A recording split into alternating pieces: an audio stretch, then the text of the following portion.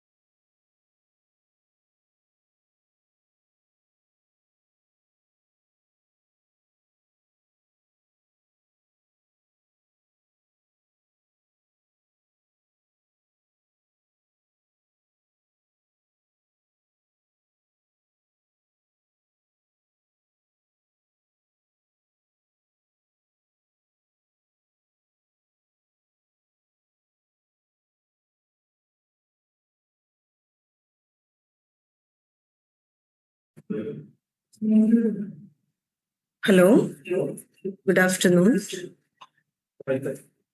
Is that fine? Okay, thank you.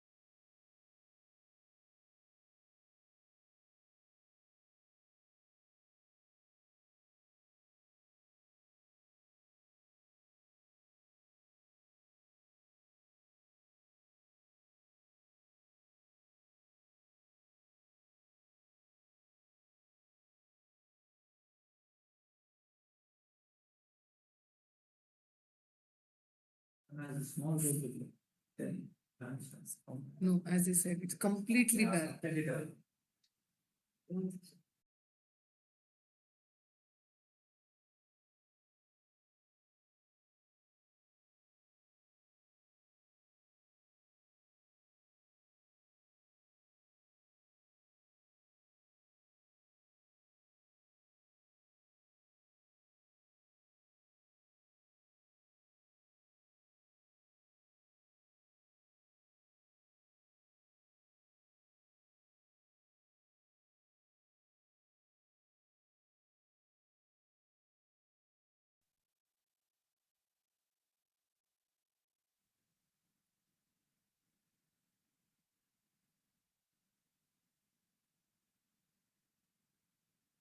Warm welcome back to our afternoon session.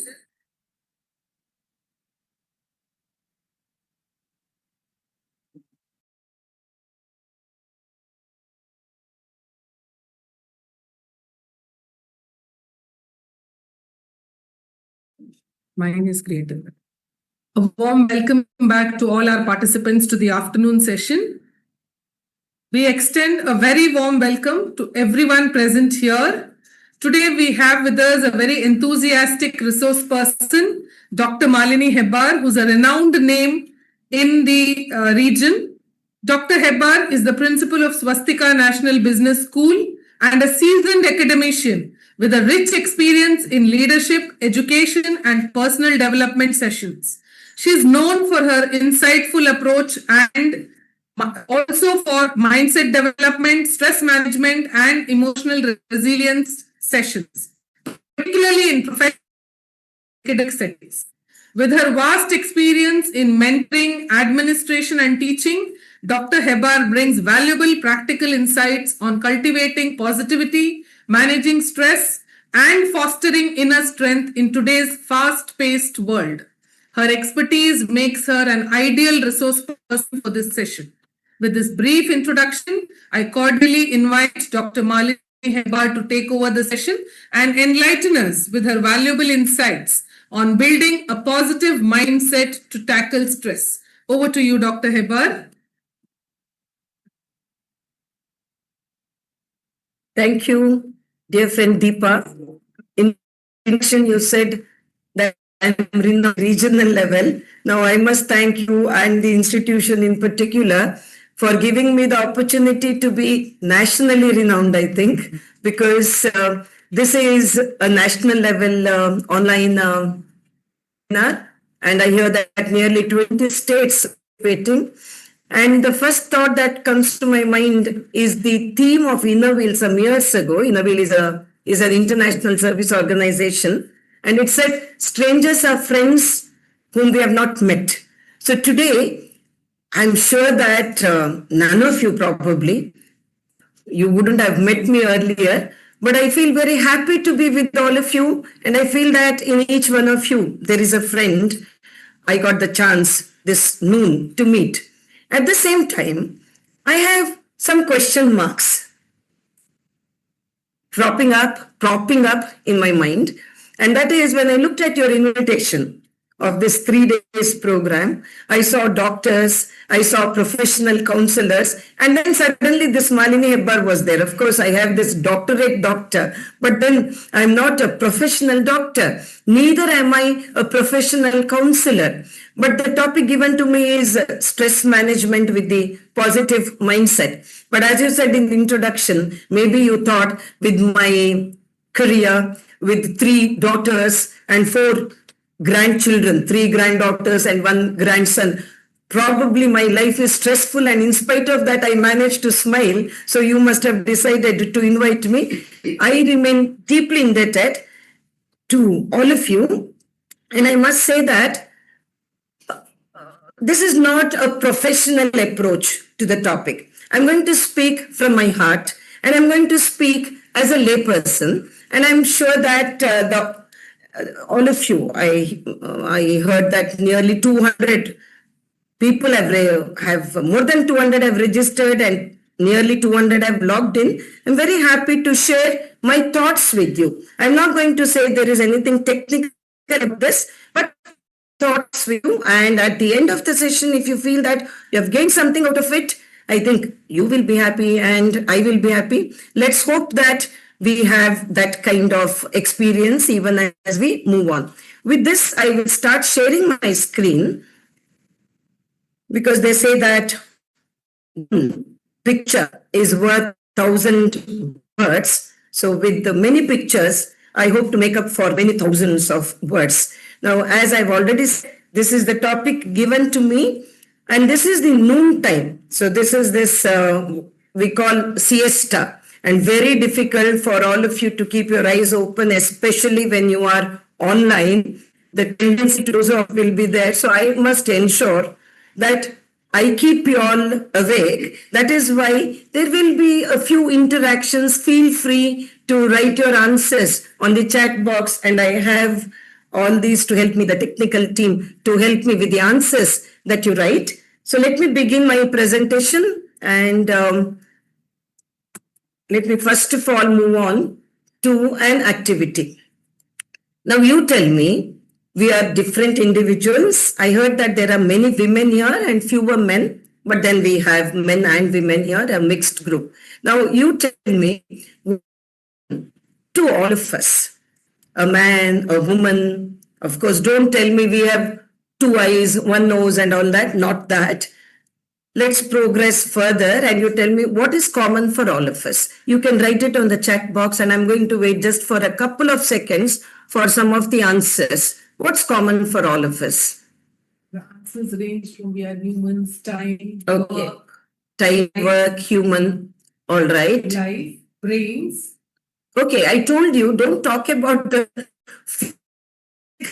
okay. Emotions, thinking ability, Okay. oxygen, Okay, very good, very good. opportunities. Yes, very good. That's fine. Now let me give you one more possible answer. All right. Now the possible answer is on the screen. Eudaimonia. Now, if you wonder what this is, it's okay to wonder because this is not English, this is not Hindi, this is not our regional language, Kannada or Tulu. Eudaimonia is an Aristotelian concept. Greek philosopher Aristotle spoke about it. And the meaning of eudaimonia is happiness or flourishing. Of course, different meanings are given. But my focus was on happiness. What is common for all of us is that all of us look for happiness in our lives, don't we? Is there any one of you who would say, no, I want to be sad in my life? I don't think any one of us would make that choice. Now, if all of us want to be happy, but if all of us cannot be happy, what is that one crucial aspect that goes against our happiness? As you know, it is stress. Now, of course, there are simple answers, there are profound answers as to how to control your stress, all these things. I heard that in the morning you had dance therapy to control your stress. Of course, exercise, yoga, all these are possible. But before that, or probably as an addition to that, I want you to take a look at one more possibility. I think, can you see the screen with the ED added on to that? Yes. Yes.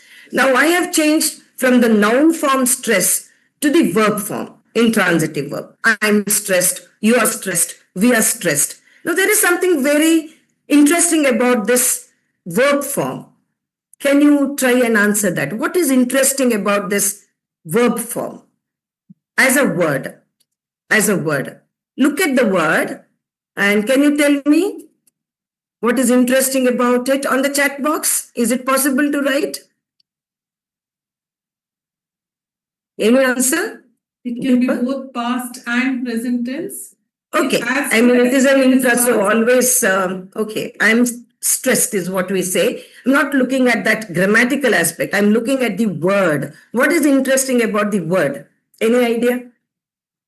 Okay, I won't wait for a long time because I'm given enough hour and I have to finish whatever I have prepared for this session.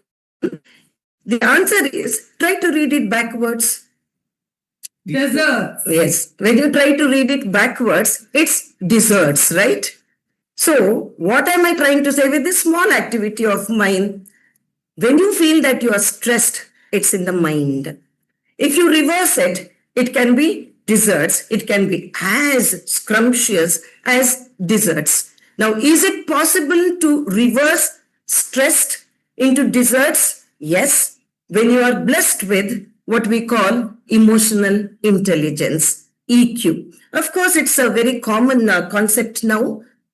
Couple of decades ago, it was something rare. Everybody went ha hoo over this emotional intelligence. Now it's a common idea. I don't say that it is anything, but do we give it enough thought is the question. Now, emotional intelligence was popularized by Daniel Goleman. He was not the one who started with the concept. He popularized it.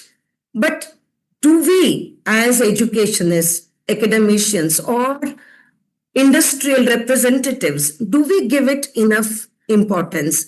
Now, we talk about EQ opposing IQ. That's okay. We need both. We can't have only EQ. IQ with EQ would be success. Now, my next question to you is, if we say that IQ plus EQ would lead us to success, if you take on a scale of 100, what percentage would you give to IQ? What percentage would you give to EQ is the question. If you have to be professionally and personally successful and have that kind of confidence image which would reduce your stress level, what would be the percentage? Chat box, IQ and EQ. We have answers ranging from 50-50, 60-40, 100, 10-90, 60-40, 70. We started with a very diplomatic answer, 50-50, and we came very close to the right answer. Somebody has written 10-90, 10 for IQ and 90 for EQ. Research says that it is 20% IQ and 80% EQ. And what is relieving for all of us is that IQ is more or less what we are born with. We cannot do much about it. Maybe to some small extent, we can improve our IQ. But EQ is entirely in our hands.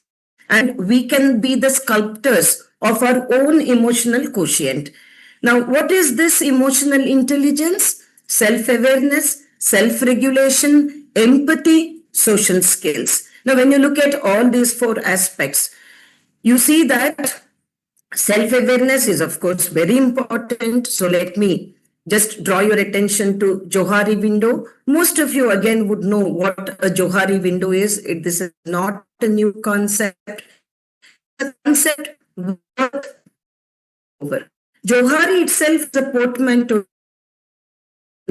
Harris Ingham, Joseph and Harris together, we have the portmanteau name Johari window. It's self-explanatory. You have this open self, known to self, known to others. I know that I'm the principal of a college, and after Deepa introduced me, all of you know that I'm the principal of a college. It's the open self. You have this hidden self, known to self, not known to others. Fine. We cannot be open books for the whole world to read us. We need to have a few secrets in our lives. It's okay. Let it be. Hidden self. You also have this unknown self. Now, unknown, very surprisingly, not known to self, not known to others. Does such a self exist? Yes, it does. But it remains at the unconscious level unless something drastic happens and brings it up. So let's forget it. Now, there is this blind self, known to others, but not known to self. Now, that is probably the most important self and sometimes the most dangerous self. That is, if you are not aware of your weaknesses, it becomes the most dangerous self. If you're not aware of your strengths, you need to know your strengths as well. And this is the window. This is that part of the window that is very important. There are small examples and very good examples of this blind self. In my case, beginning with my posture, my daughters pointed out that I had this odd posture of keeping my hand like this. And I was annoyed when they pointed it out to me. But when I saw my own video, I was standing there, ladies and gentlemen, with my hand like this. My students in the feedback have given me many suggestions and opened this blind self, revealed this blind self to me. We need humility to accept what is there in our blind self. And it leads to more and more of self-awareness. And later on, more and more of I must say that more and more of self-actualization itself. Now again, you have the activity time. Now you have on the screen a few, I will for convenience use the word animals, okay? Don't argue with me and say there is an insect there, it is not an animal, and there is a fish there, it is not an animal. For convenience sake, I'm saying animals. Now you have the 6 animals there on the screen. We ask you, okay, to arrange them according to their usefulness, okay, usefulness to mankind. If I ask you to arrange them according to their usefulness to mankind, how would you do it? You can try out the chat box.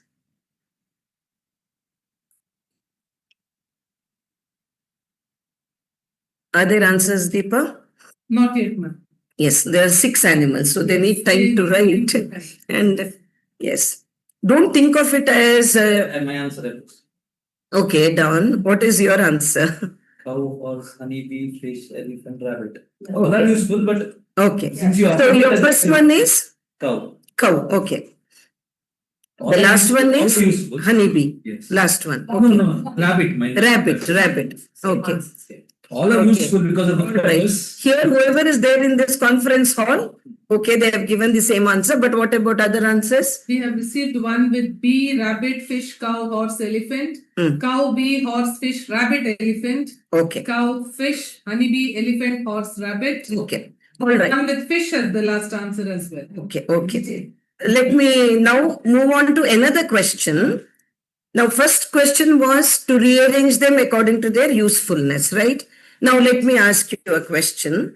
Rearrange them according to the speed of their movement, okay? From the fastest to the slowest, according to the speed of their movement.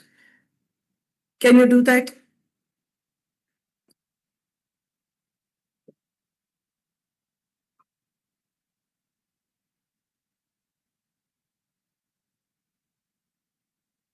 Are there answers on the chat box? We received bee, fish, rabbit, horse, cow, elephant. Okay, B is the fastest. Yes. Okay. Then, Horse, rabbit, fish, elephant, cow, bee again. all right. One more answer I will take. Bee, horse, rabbit, fish, cow, elephant. Okay. All right, fine. Now, friends, you would have noticed that Deepa was giving the answer, and I wasn't really paying much attention to the answer, was I? I was not trying to say which one first, which one second, what's the order. Now, why was it? The answer is that I was not really worried about your order, the priorities that you had. I was not really worried about that. All that I was trying to point out through this exercise was that the answers differed. Do you agree with that? Answers differed. Answers differed drastically also. Now, if one of you thinks of fish as the most important, and if somebody says fish is the least important, I will agree with the one who says fish is the least important because I am a vegetarian. For me, fish is important only in an aquarium.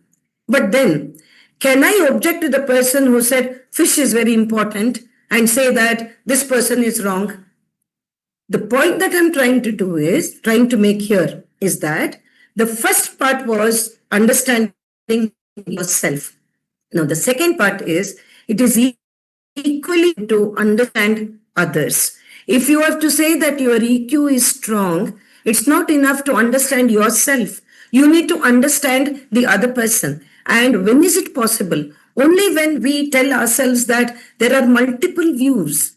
And my view can be different from the view of another. But it doesn't mean that my view is wrong or the other person's view is wrong. There could be multiple right views. Now, this is one more sign of EQ where we don't give up our ideas. It's not necessary to give up our ideas, but it is necessary to understand the ideas of others and to say that, okay, it exists. Let it be there. That is why in emotional quotient, understanding emotions, using emotions, perceiving emotions, managing emotions, all these four are important if we have to claim that we have this rich emotional intelligence. Now, let me move on. And you have a very familiar face there, right? Palki Sharma, just the other day on that first post, she spoke about this FOFO. I don't know how many of you have heard her. If you have not heard, it's good for me because what I say will be new to you. If you have heard her, what I say to you won't be new. So I hope that you have not heard. But I was surprised when she came up with this and she spoke about FOFO. Now, with everything, I'm not going to the chat box. I will give the answer, but you can mull over the answer even as you get these. These are all acronyms. FOFO. Now, FOMO, everybody knows, the whole world knows FOMO. Now, she came up with this FOFO, and she also said that FOFO comes with a whole lot of cousins, she said. So, there are other acronyms of this kind. Now, what is this FOFO? If you have any idea, think of it. FOFO is fear finding. FOFO is fear of. Now, please remember that FOFO and all the cousins of FOFO go against our positive mindset. They bring in stress. Now, fear of finding out what is it. Even if I feel that something is wrong in my constitution, physical constitution, I delay, procrastinate going to the doctors because I have this fear of finding out. These are all the possible reasons that make us abstain, refrain from going to the doctors. Maybe we are afraid that by learning more about a problem, we won't be able to perform the actions needed to address the problem. Some kind of escapism. Maybe we are overwhelmed with other problems and don't have the time. That's what we think, that we don't have the time or resources to deal with this. Maybe you simply don't want to take on the responsibility for this thing, believing that another person should handle it. This is what is, of course, the previous slide told you that it is not Palki Sharma's definition. It was Justin Barriso who defined FOFO. But Palki Sharma spoke about it and probably popularized it, considering how famous she is. Now, is it possible to get out of this FOFO? What is it that you see on the screen? You see a hammock, right? We call it a hammock zone. Now, a hammock is very comfortable to get in. Very difficult to get out. You forget it now. Hammock is very easy to get in, but very difficult to get out, like our habits, like our bad habits. So we call bad habits a hammock zone. But right now, I'm not talking about the bad habit. I'm talking about the comfort zone. Now, all of us are very happy to be in our comfort zone, and very few of us try to get out of this comfort zone. Now, if we don't get out of this comfort zone, we will have no answer for this phobia or fear of finding out. Now, it is known as 2% mindset. Only 2% of the total population. Now, in India, we have reached 1.4 billion. All over the world, it is 8-some billion. Now, only 2% of us come out of this comfort zone. Sometimes it is diffidence. Sometimes it is procrastination. Sometimes we don't want to face any kind of adventure. We have all these problems. But only when we get out of our comfort zone, we can come out of what we call the fear of finding out. Now I have another activity for you. For 1 minute, if I can stop sharing my screen and I can look at, if you all don't mind, please switch on the video. Whoever can switch on the video, please switch on the video. And they will allow you to do that. In 1 minute. Yes. Let's have some of you on the video, please. Yes. So many of you are on the video. Thank you very much. Very happy to see all of you. One chance I got to see all of you right at the beginning. Now, it's a very small activity, all right? Now, I ask you, I had it on the screen, but I decided to take a glimpse of all of you. So I asked you to come on camera. Now, I ask all of you to cross your arms in this manner, okay? Just cross your arms. I am raising because you won't be. Just cross your arms, all right? Just cross. Okay, I can see some of the arms there. Just cross as you do. Yes, some are very helpfully bringing it up for me. Thank you for that. Yes, I can see that some of you have your right hand over your left hand over your right hand. Fine. Now I'm asking you, change it. Change it. And I'm watching you. No, it's not possible. Okay, I'm watching you. This is one of the most hilarious moments, in fact, because if your way of holding it is one, you try to change it, and then you feel something is amiss, then you go back, and then you remember my instruction, then again you hold it. As I want you to cross your arms. Are you comfortable? In our original position, yes. Yes. You're not comfortable after I asked you to change, right? And you want to go back to your original. But I'm asking you, in case I tell you that you have severe back pain and that back pain is because of the way you cross your arms, you used to have your right arm over your left, now you need to have your left over right. Won't you do that? You will do that. That's because we are all worried about our physical fitness and we are prepared to go to any extent to set that right. But the problem with most of us is that when it is not physical, when it is in our mind, we do not put in as much effort as we need to put in if it is to change our mind. That is why my request to all of you is to be prepared to change your mind and to say that, yes, we will move out of our comfort zone. This was the slide that I had. Get comfortable with being uncomfortable. We need to do that if we have to have a change in our mental setup. Physical setup, we have our doctors, but mental setup, mostly it is in our own hands. It is not orchestrated by others. We are the ones who need to change ourselves. Now I have the next one, the cousin of FOFO. Okay.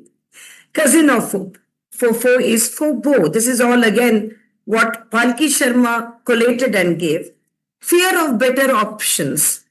Now I heard that there are many women here, and I feel that many of us are victims of this. We keep on thinking that, okay, there will be something better. We are not risk takers.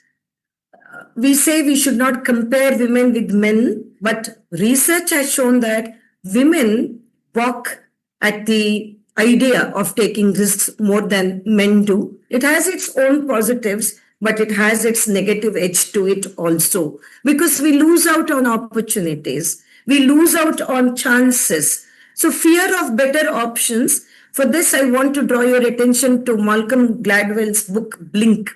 He says, you see, blink, the power of thinking without thinking. Something that comes to your mind, even when you're not consciously thinking, the power of thinking without thinking. And this is what he says. It's called thin slicing as well. He says some decisions that we make on the spot without thinking too much about it will turn out to be beneficial for us, because at the subconscious or even unconscious level, we have our experiences. We have a cultural background. So something that appeals to us as nice at that particular moment, we must do. And this is known as thin slicing. It needs a little bit of risk taking. Now, one more explanation of FOBO is fear of becoming obsolete. Now, especially in this world of AI, women of my age, sometimes we feel like museum pieces. We feel that it's very difficult for us to keep pace with the changes that the time challenges us with. Now, there is only one antidote to this fear of becoming obsolete, and that antidote is to keep learning. Only one antidote for aging or for progressing in life is learning. As Einstein said, once you stop learning, you start dying. All these new things, we have this feeling that we are not able to deal with it because we won't be able to deal with it. But which is wrong, and we have to give ourselves the chance. And this is possible only when we have what we call growth mindset. Now, Carol Dweck came up with this particular concept of growth mindset as opposed to fixed mindset. Now, if we have this growth mindset, we will embrace new challenges and we will always say the best is yet to come. We have not yet seen our best. The best is yet to come. But if we have the fixed mindset, we will never give ourselves the scope, the opportunity to go beyond the obvious, to go beyond the framework. Now, this is one more. This is Sylvia Duck. who came up with this particular concept of the iceberg. We look at other people who are successful and we think that they are successful. I am not successful. They are successful because they are lucky. I am not successful because I am unlucky. But then, with those successful people, beginning with our Honorable Prime Minister to our matinee idol Rajnikant, if we see that they did not become successful overnight, there is this life of struggle, dedication, hard work, discipline, persistence, everything, even failure, sacrifices. But what is it that we see? The tip of the iceberg, their existence as successful people. Now, it is of crucial importance for us to know the struggle beneath that success. Otherwise, we will never give it an attempt. Now, if when we go to this particular desire with the growth mindset to improve ourselves, this learning curve takes place. If we are unconscious of our incompetence, what we lack, we will grow conscious of our incompetence. And the next step will be, we will become aware of our competence. And finally, we will be so competent that it will lead to what we call the stage of unconscious competence. Now, from FOPO to FOPO. What is this FOPO? Any idea? This is very important for a positive mindset. And this, I think, all of us are victims of. There are two definitions of this FOPO. One is fear of people's opinions. What do other people think about me? One more meaning of FOPO is fear of public opinion. Now, there are signs of this FOPO. You can see whether you are a victim of any of these signs. There are 7 signs here of FOPO. You stay quiet in groups even when you know you are right. Do you do that? You delay decisions worrying about others' reactions. You tone down your style to blend in. Your style is different. You are unique in your own way, but you tone it down because of the fear of people's opinion, public opinion. You overthink conversations to get them right, so much so that you are not even taking part in the conversation. Am I giving the right response?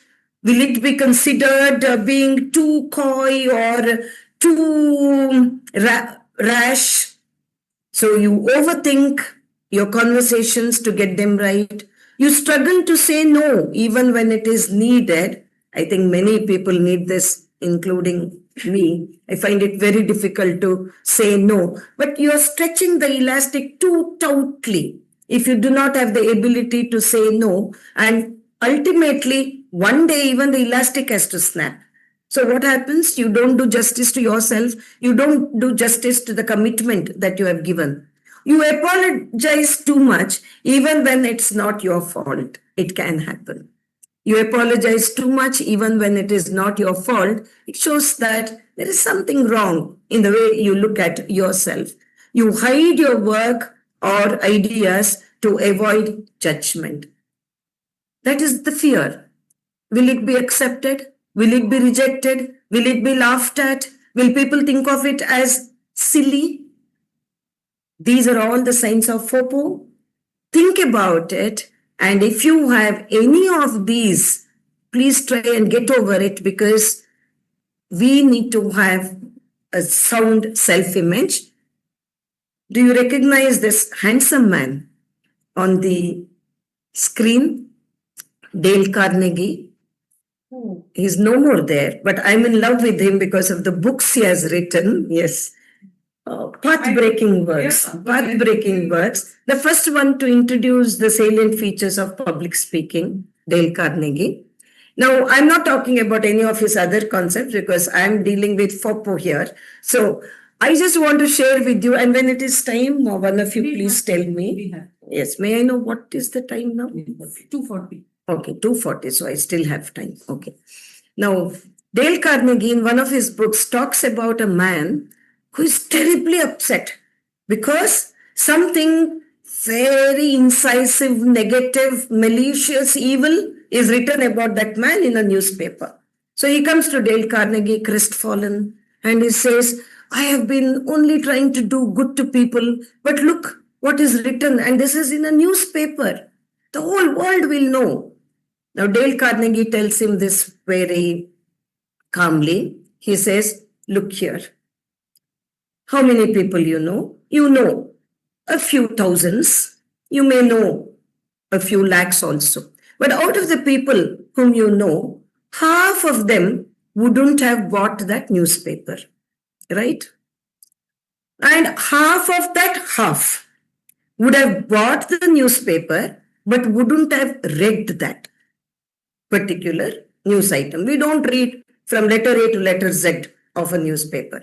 So half of half wouldn't have read that even if they bought that newspaper. Now let's say half of the half bought the newspaper, read it also. Well, don't worry, he says, even if half of the half read it, half of the half wouldn't have believed it. So what are you left with? A very minute fraction of people who would have bought the newspaper, read the column, and also believed it. Don't worry, they are not worth your consideration, is what Dale Carnegie told his friend. And I feel it's a very good piece of advice that Dale Carnegie gave his friend, because that friend, I'm sure, would have wallowed in self-pity because there were so many. He would have exaggerated. He would have had an exaggerated idea that the whole world, that is what he told him, the whole world would now think negatively about me. So we need to have this kind of positive framework. Now I've moved on to the next one, FOMO. Now with the OO, we have moved out of that now. Now we have come to FOMO. Now this is again very, very important for our sound self-image, for self-confidence and self-image. Any idea what it could be? FOMO? Think about it. Although I don't expect you to write it on the chat box. If you want, you can write it on the chat box. Other answers, we'll give them. In case some are feeling terribly sleepy, I think if I ask them to write on the chat box, they would write on the chat box. Fear of misunderstood. Okay, a good attempt of being misunderstood. Very good attempt. Any other answer? Okay, let me know.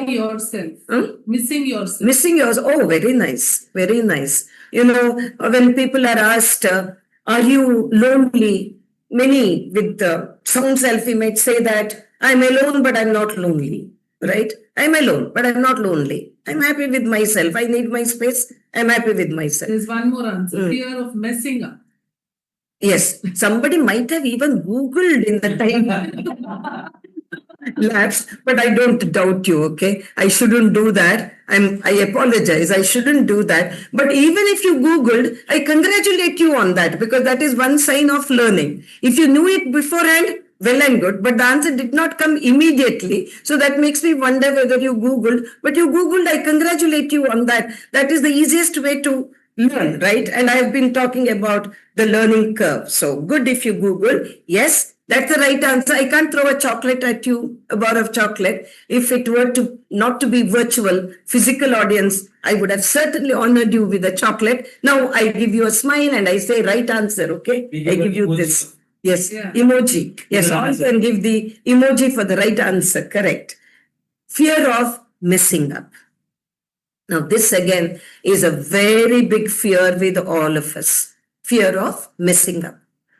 What if I do this? What if I do that? What if this thing goes wrong? What if that thing goes wrong? Fear of messing up. Fear of making mistakes. Yes, that was the right answer. Fear of messing up. What if I make the wrong choice? So this leads to some hesitation to act itself. So we don't act at all. So the last two are kind of solutions for that, but I have my own solutions, so I won't spend too much time on this.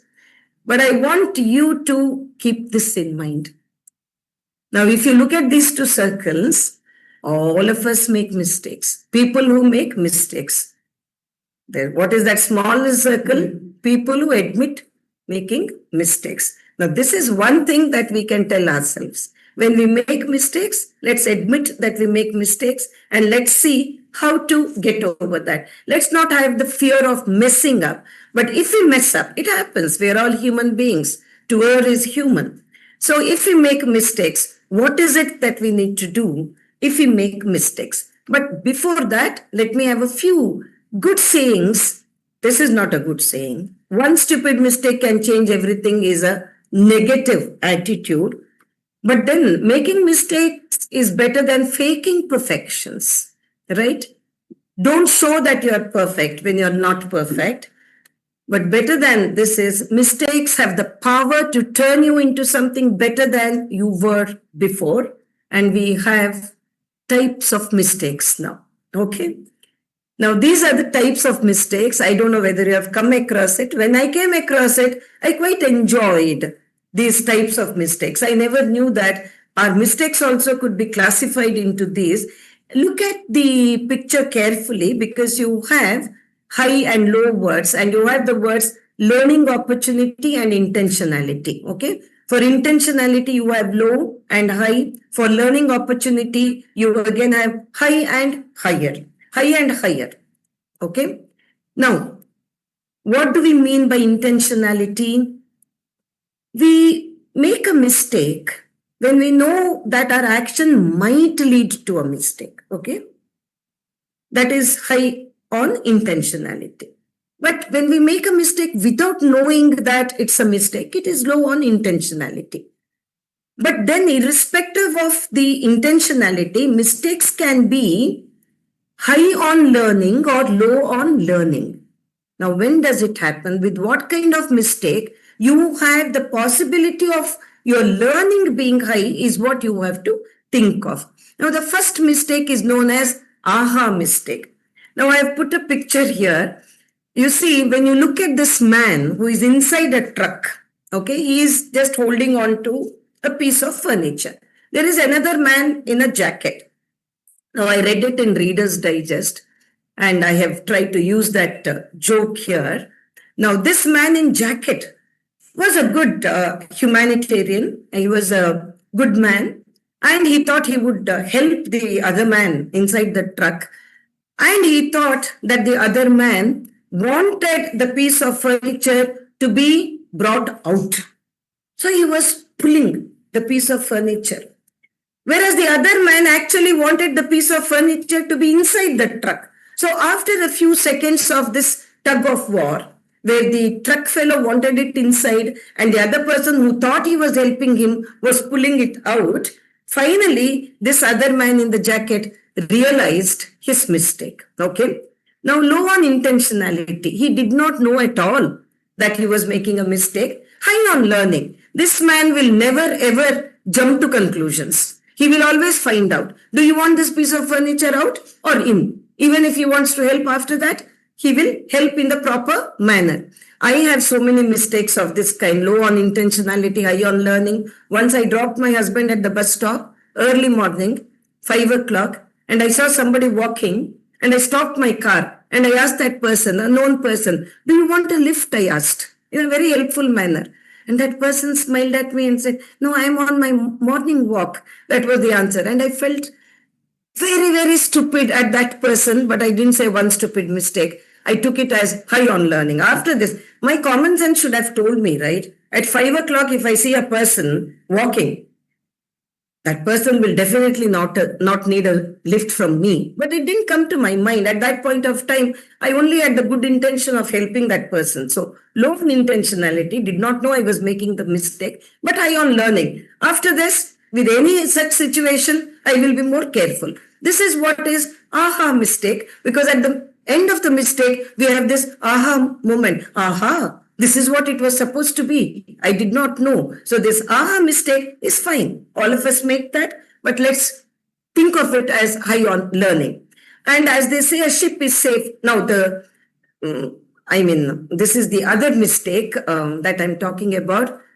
Yes. What is the second mistake that I'm talking about? Stretch mistake. Stretch mistake. Correct. I had one more. Okay, I think that slide comes later. Stretch mistake. Do you see a person stretching there? Is it there on your slide? No. Okay, it comes late. Now, stretch mistake. A ship is safe in harbor, but that's not what ships are for. Now, stretch mistake, what is the definition? High on intentionality and high on learning. Yes, you know that it might involve some risk and you might end up making a mistake which you did not know you would be making. You know that, right? But you want to do it because you know that your scope for learning is very, very high. So high on intentionality and high on learning, it is not just by accident. You know what you're doing. You're conscious of what you're doing. That is why we say high on intentionality and high on learning. Now, all of us now, Columbus, Vasco da Gama, all of them, when they tried to discover new lands, they knew what kind of danger was involved. But it was high on intentionality and high on learning, and this is needed.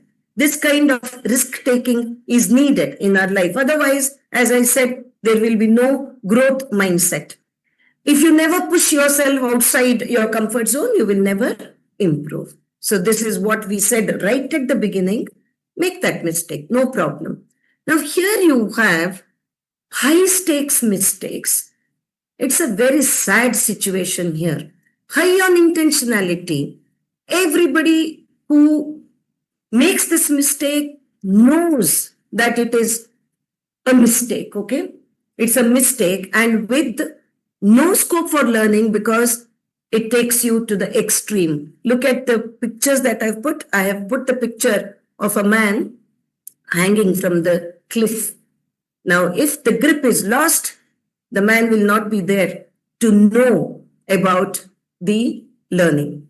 And you have this girl here, I've put it, reality shows. Sometimes parents push their children to the extreme extent.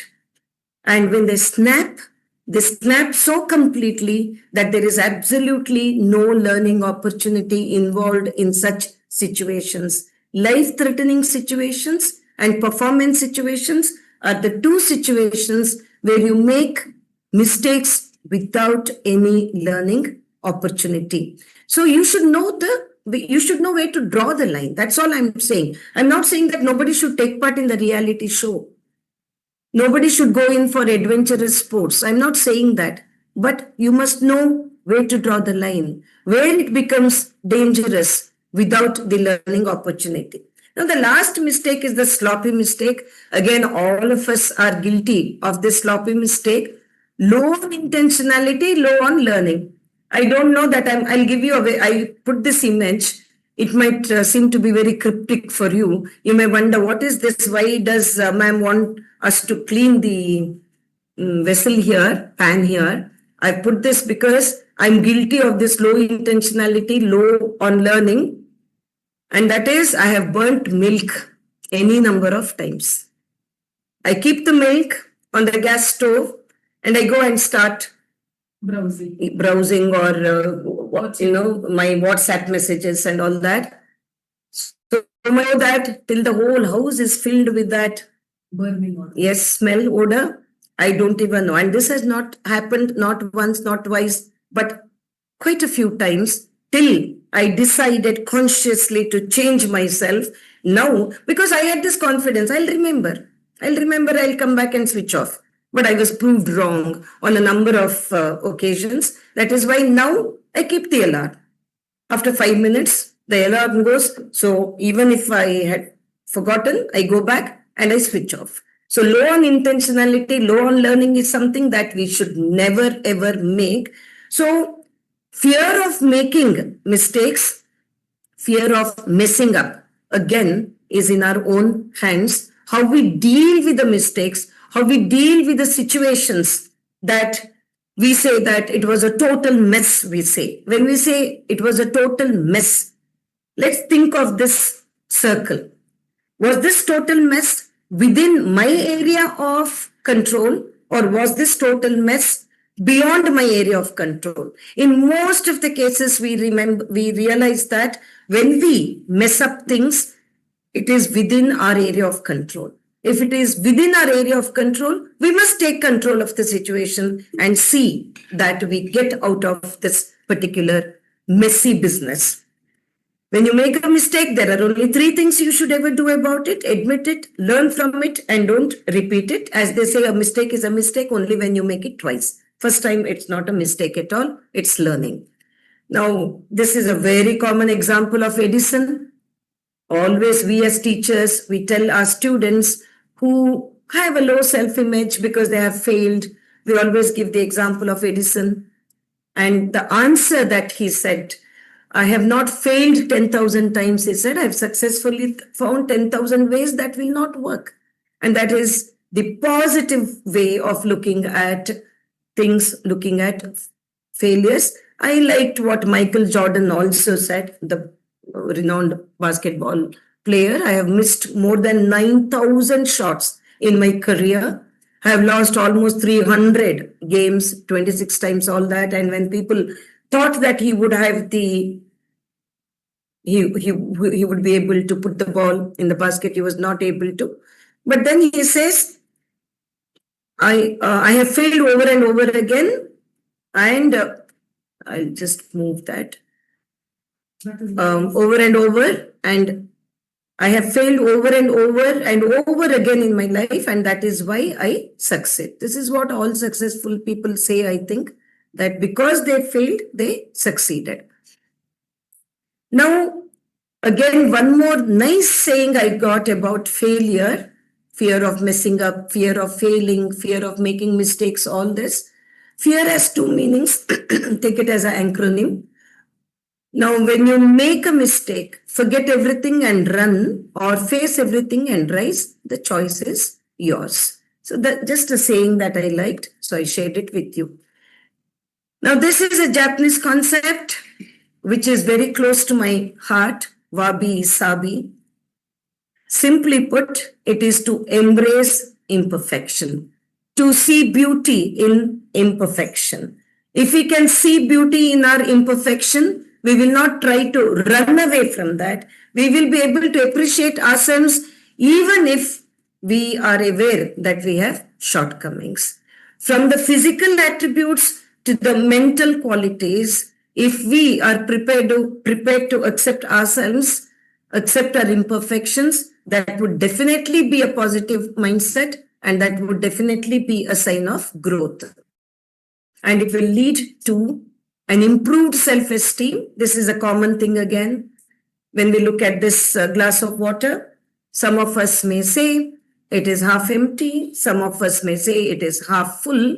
And psychologists say, I don't say this, psychologists say that if we look at it as half full, it's a positive mental makeup that we have, because we are not thinking of what we lack, but we are thinking of what we have. It doesn't mean that there shouldn't be attempts to make up for that emptiness and you should try to improve yourself. Of course, all of us should always be on a constant path of self-improvement, but then we should also be aware of what we are. So this is just for fun, okay?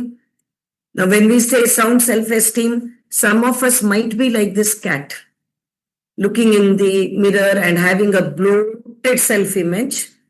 Some of us might be like this full orange, looking at itself as half an orange. But this is the best thing. If somebody walks up to you and says, I love you, you should be in a position to say, I love me too. That's the kind of self-image that we need to have. Instead of saying, what is it that makes that person love me? There is nothing in me. Or who is he or she to say, he loves me or she loves me? I am so good. The whole world loves me. So these are the 2 extremes that we have got of self-image, as you see in that. Let's have a balanced self-image. Now you have one more activity time. Okay. This is a very common one. Dawn will say that the other day at Toastmasters, I spoke about analogies and what is common. This is very common. But this is something that I believe in, strongly believe in. Because if our attitude is not right, nothing in our life can be right. And when we talk about positive mental or mindset, what is it? What is that positive mindset?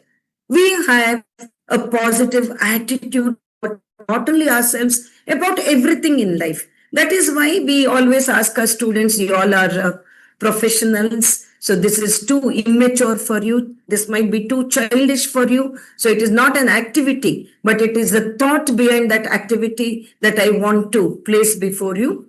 What is interesting about this word attitude? There is something very interesting about this word attitude, right? Dawn is getting ready to write the answer on the chat box. You can write the answer on the chat box. So what is very interesting about it? And what's the time? We have half an hour. You still have half an hour. Okay. Then okay, doesn't matter.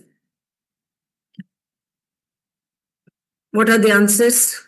The letters add up to 100 if A is equal to 1 and Z is Correct. 36. Correct. That's given That by is Dawn. by Dawn. Yes. Has anybody else No tried yet. it? No. Okay. All right. Seeing things positively is one answer. Yes. Correct. But what Dawn said was the answer that I was looking for. This is again, as I said, a common quiz that we have conducted umpteen number of times. Yes, correct. And there are so many about habit also. Yes. If you remove H, a bit remains, and if you remove a bit B, Bit still it remains, all that. So there are a few interesting activities of this kind. As activities, they may not be profound activities, they may not be serious activities, but they are activities which lead us to some kind of learning, some kind of growth. So be 100%, you can be 100% when your attitude is the right attitude. Now, I have said thank you even when there is half an hour more, but doesn't matter because I would like to look at the participants and I would like to have a sharing because I can see only as your technical support team told me that if I used my own laptop and if I used my own screen sharing, I would be able to see only a little bit. That's okay. Now, I would like to see as many of you as possible. If all of you can come on video, and I want to have some kind of interaction here. Will you please allow them even to unmute themselves? Okay. Because I want a lot of sharing as well. If we were not to have a virtual meet, we would have a lot of sharing from the participants. They would come forward, they would talk. One of the setbacks of the online meet is this, that it's from one side. No matter how interactive we try to make it, it still remains one-sided. I'm the one talking all the time. Now I leave the, I must say, not the floor, but the screen open for sharing, for raising questions, whatever you feel like doing. Now, for example, the topic given to me was stress and how your positive mindset can make you tackle stress. How do you manage your stress with a positive mindset? Now, you can even share with others some strong tool that you used in order to get over that stress. Now, as women, one of the most stressful experiences in life is time management. Am I right? And when we say you must have a proper time schedule, when we say follow it and all that, it sounds too, too simplistic. You feel who is going to write down a timetable, who is going to follow that. It's not necessary to write it down, but mentally, at least, you can say what makes time leak. There are activities that make time leak from our hands. Can we at least take care to see that we don't allow time to leak out of our hands and we remain in self-control?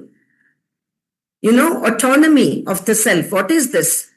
Autonomy of the self, self-control. Can we see to it that we do it?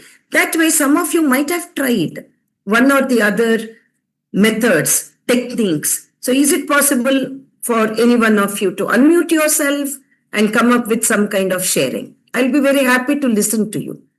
Ma'am, good afternoon. Yes. I'm Nandita Sunil. I'm talking from Manil Srinivas Naik Institute of Management.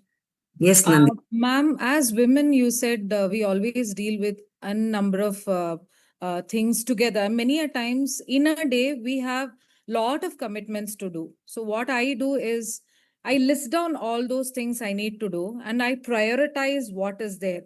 And probably because of that, my level comes down a little bit. I know what I need to attend at the first and what I can keep till the last. And that's how I feel my stress level comes down. Also, one more practice I've done is early morning meditating with no disturbances. That also gives me that peace and calmness to deal with my day. And that has brought down a lot of stress in me. That's the way I have been dealing. And an Thank excellent session, ma'am. Thank you. Thank you, Nandita, for your sharing. Now, the other day, Don Prakash, who is a faculty member here, came up with the analogy of, you have a huge cauldron and you have boulders, you have huge pieces of stone, you have smaller pieces, you have sand and water. And if you have to fill all of them in, how would you do that? And that is for priority, right? Again, I told him that day also, most of us know about it, that if we put the least important one or the least one first, and then we move on to the huger ones, it's difficult. We won't be able to do that. But if we put the huge ones first and then make room for the other ones, we will be able to do that. Boulder, pebble, sand, and water will go everywhere. So that was the analogy that he had used for prioritizing. You have said exactly that. And also, when you said, I do what is very important, we have that quadrant, right? Quadrant. When it comes to time management, we talk about there are tasks which are very important in our life, but they are not very urgent. They can wait. They are very important, but not urgent. Now, there are tasks which are not very important, but you have to do it at that particular time. Otherwise, it will be a messy affair. Even, the cooking that you have to do, keeping the pressure cooker on the stove, it's not that your life depends on that task. But at that particular time, it is urgent for you. It's not that it is an important task, but it is urgent. So you'll have to see what is very important and what is very urgent and give top priority to that. So it goes on like that. And that is what Nandita very nicely pointed out. And Nandita said that she uses it as a tool in her life. So that is good.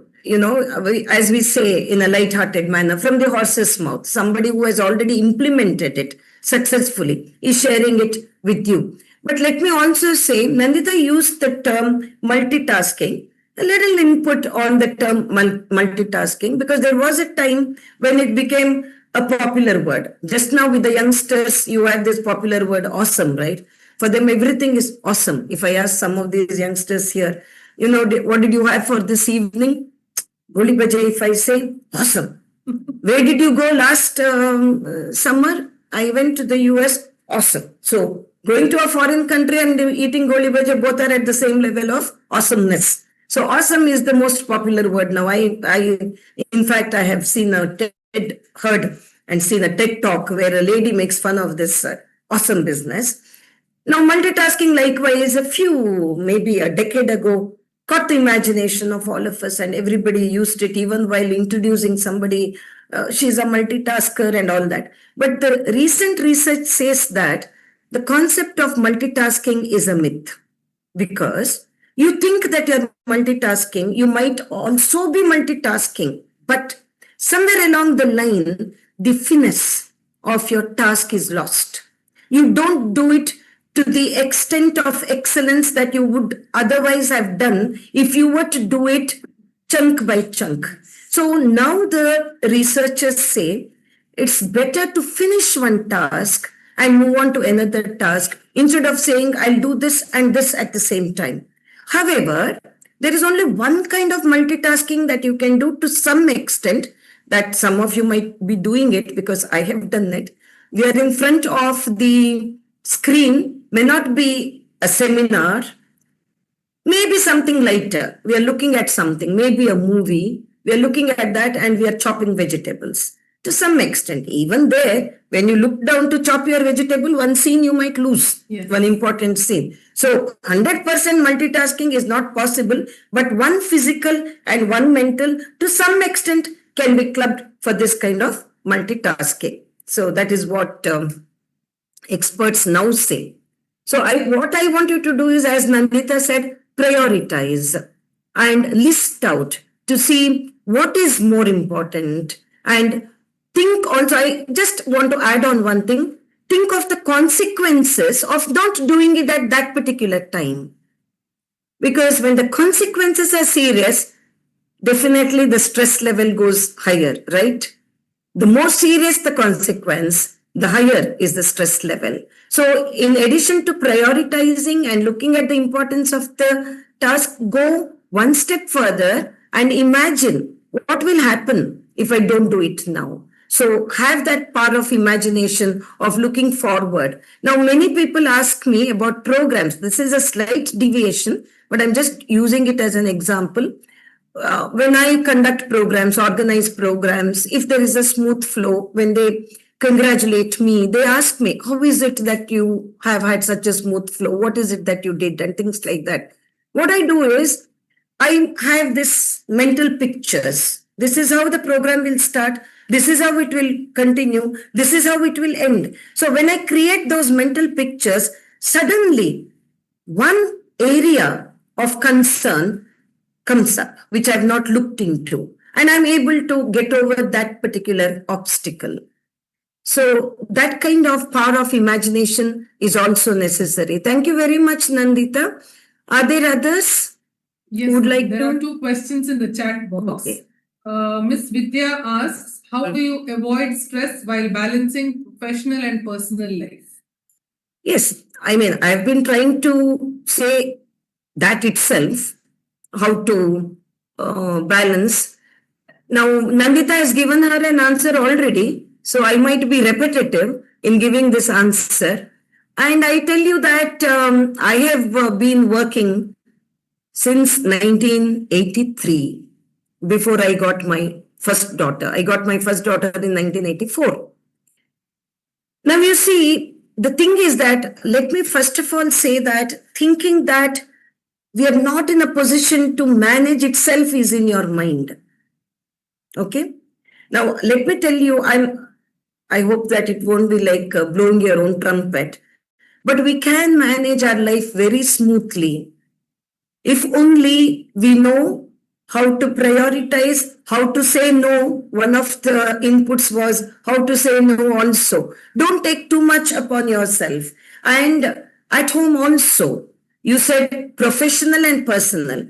Professionally also, what is your share of work you must do to the best of your ability. You can never say no to the professional commitments that you have committed yourself to. But however, if too much is given to you, you need to have a dialogue with your authorities. You need to say, this is what I'm asked to do, but with my other commitments, I find it difficult. Is it possible for some of those commitments to be given to another lecturer? Because what is being given to you might be more important than that. That's why your authorities who have a lot of trust in you might be giving you that extra work. But on the whole, for you, it might be too much. So try to have a dialogue, discussion with your authorities to see whether some of those less important tasks can be assigned to people who might not have your caliber, and that because of which you are given some other responsible tasks.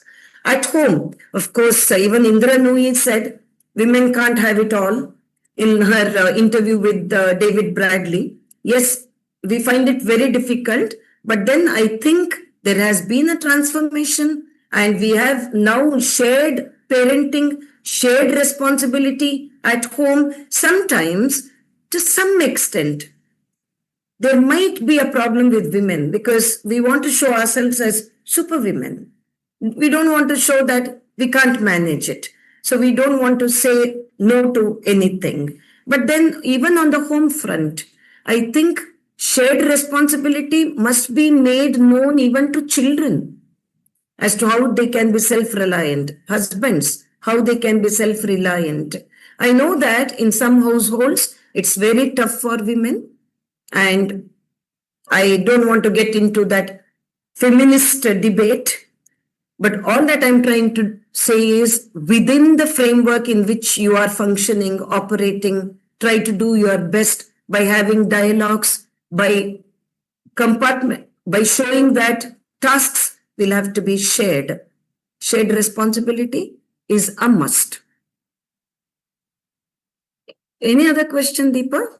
Yeah, I think that is already answered, ma'am. There was one on what are the few daily habits that help develop positive mindset? Yes. Very recently, I joined yoga, okay? Online yoga. And I feel that, see, there is more to yoga than just doing it regularly. I'm not talking about the physical fitness. I'm not talking about the mental makeup, anything. But the very fact that is why even our yoga guru, I'm not going to say because it is like advertising that yoga guru. I don't want to do it on a platform of this kind. But what I'm saying is, even the yoga guru keeps saying that the very fact that we join the class at one particular time shows that we are falling into a good habit which we are not breaking. So that is a sign of self-discipline. So the minute you say that I'm going to do this activity, it could be yoga, it could be any other therapy that you want to have, even dance classes. At this age also, I have joined dance classes. I dance, but I've joined dance classes because I feel that the minute you have more activities and make space, make time for those activities, it will bring about a mental change of falling into constructive activities, constructive habits, instead of thinking that no, we don't have the time for this, we don't have the time for that. So take as many constructive activities as you can, and even reading, because you see, reading and having some creative exercises, your Sudoku, whatever it is, make time for some activities which will have inputs for your brain. They talk about neuroplasticity, right? Now, many people who suffer from Alzheimer's, dementia, etc., might not have given enough exercise to the brain. So you need to give exercise to your brain by reading, by looking at some creative exercises. If we do that, it's for our own benefit, and we are going to gain a lot out of these constructive activities. So see what are the constructive activities that you can take part in. It's not that everybody can take part in everything, but at least some activities which you can do even in the privacy of your home should be possible for you, right? So think of it. It cannot be a ready-made thing for everybody, this, follow this. No, it cannot be like that. It has to be for every individual. Individuals are different. I'm different. You are different. So you will have to work on yourself. The only thing I'm saying is don't get carried away by the mundane chores of life. Think about yourself. What is it that I need to do to have a more fulfilling existence, more fulfilling experience? And then take the answer for yourself. Nobody can give you the answer. You need to find the answer for, Dhammapada says, you are your own refuge. You need to know what you need to do for yourself. Take time out for that. If you don't take time out for that, how will you even know what is going to help you? Try it out. Try out one thing. And if you feel it hasn't worked for you, try out another. Give yourself that kind of chance. Right? So there is this concept of gigo, which again is my favorite. I always share it with my trainees. Garbage in, garbage out. So whatever input your brain has, it's going to be the output. But if you don't give that input at all, how can you expect your brain to give any output? So that's it. Excellent, ma'am. I think if I have to summarize the entire session in 2 sentences, we get to learn that stress is a part of life, but how we deal with it is what makes all the difference. So also the fact that maybe prioritizing what is most urgent, what is important, and learning to live with all these aspects makes life more beautiful for all of us. So thank you very much, Malini ma'am. Yes. Just 1 minute. Yes. I know that there is nothing new in whatever I have said, but it is just, going through. Sometimes we don't think about certain ideas, so we get the chance to think about certain ideas when we start sharing in this manner. Thank you, Deepa. Thank you, ma'am. Thank you, Dr. Take Seema. note. Thank you, Varshita. Yeah, Yes, Harshita. you want to continue? Don't. Yeah. No. Okay.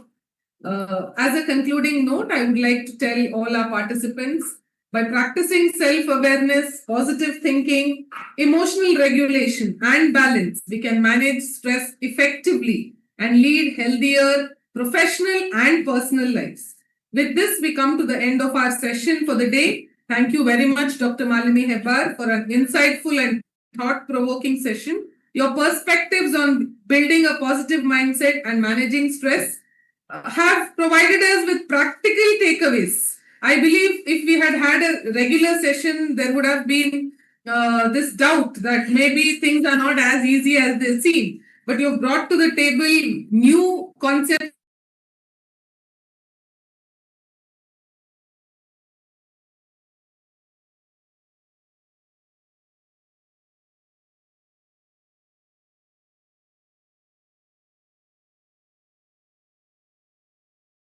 Oh, I muted thinking, okay, I'm very sorry. Okay. Also, I would like to thank all our participants for your active participation in this session as well. Before we close for the day, we are now posting the feedback link. Please make time to answer the feedback. Also, there is a small announcement with regard to the joining of tomorrow's sessions. We start as usual at 10 o'clock in the morning, and our first session will start as per the schedule at exact 10 o'clock.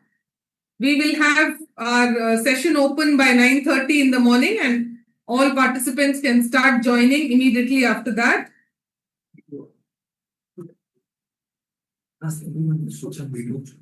Your video is on.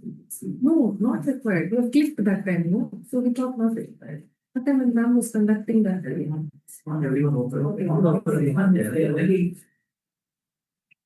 I request all participants to kindly switch on your. She's using my mic. Okay. I request all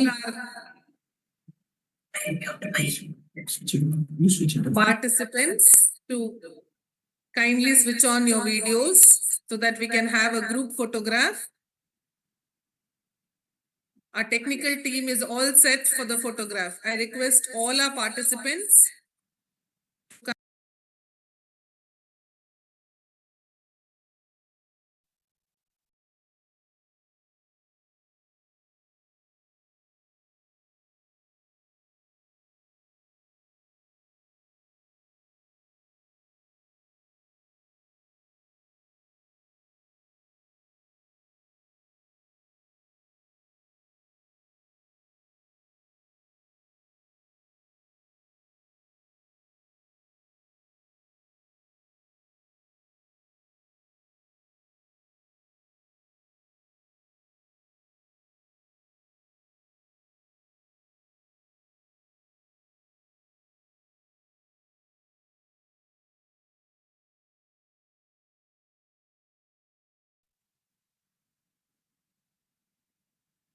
It's not audible.